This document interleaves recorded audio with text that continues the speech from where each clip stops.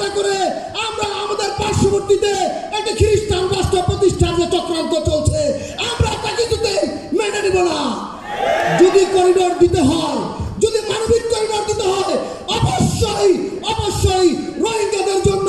পৃথক রোহিঙ্গা ভূমি, স্বাধীন রোহিঙ্গা রাষ্ট্র প্রতিষ্ঠা করে এরপরে আপনারা আরাকান আর্মি বৌদ্ধদের জন্য, খ্রিস্টানদের জন্য আলাদা রাষ্ট্র বানান, কিন্তু রোহিঙ্গাদের জন্য আলাদা স্বাধীন রাষ্ট্র গঠন করে আমাদের দেশ থেকে 22 লক্ষ রোহিঙ্গা সেখানে পাঠিয়ে তারপর আপনারা মানবিক করিডোরের কথা বিবেচনা করবেন।